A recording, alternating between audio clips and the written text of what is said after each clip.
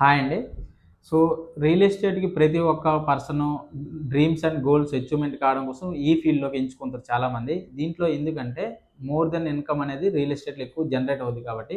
So, ప్రతి ఒక్క person స్టార్టింగ్‌లో అంటే నేచురల్‌గా వస్తారు రియల్ ఎస్టేట్‌కి. దాంట్లో సబ్జెక్ట్ నాలెడ్జ్ అనేది మెయిన్ ఇంపార్టెంట్ అనమాట. రియల్ ఎస్టేట్‌లో సబ్జెక్ట్ నాలెడ్జ్ అంటే ఏం లేదు. మనం సేల్స్ ఎట్లా చేయాలి? ఇన్వెస్టర్‌ని ఎట్లా పట్టుకోవాలి?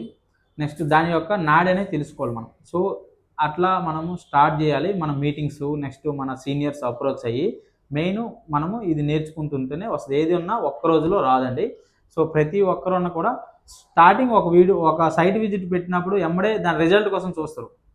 సో, నేనేం చెప్తున్నానంటే స్టార్టింగ్ మనం నేర్చుకోవడానికి ట్రై చేయాలి. నేర్చుకున్నాక పూర్తి నాలెడ్జ్ వచ్చినాక మనం మన అప్లైన్ ఎవరు ఉంటారో వాళ్ళు ఏ ఏ విధంగా సక్సెస్ అయినారో, వాళ్ళు ఎట్లా ముందుకెళ్ళినారు అనే దానికోసం వాళ్ళతో జర్నీ చేస్తూ మనము సబ్జెక్ట్ నాలెడ్జ్ మోర్ దెన్ దీన్ని ఎక్కువ సబ్జెక్ట్ నాలెడ్జ్ ఉంటే టాకింగ్ పవర్ ఉండాలి. మనం నేర్చుకుంటుంటూ ఉంటేనే మనకి ఏదైనా సక్సెస్ అనేది వస్తది. మనం నేర్చుకోవాలి, మాట్లాడుతూ ఉండాలి.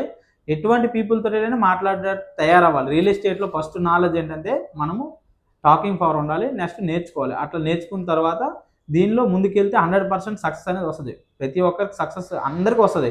బట్ ఏందంటే కొంచెం టైం తీసుకోవాలి.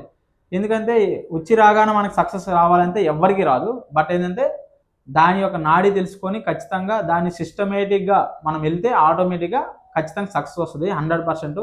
ఎటువంటి పీపుల్‌ని మనం తీసుకెళ్ళాలి? అసలు కీ పర్సన్ ఎవరు? ఇట్లాంటివన్నీ రియల్ ఎస్టేట్‌లో కొన్ని కొన్ని పాయింట్స్ ఉంటాయండి. ఆ పాయింట్స్ మనం గాని మనము నేర్చుకొని ముందుకెళ్తే 100% సక్సెస్ వస్తది.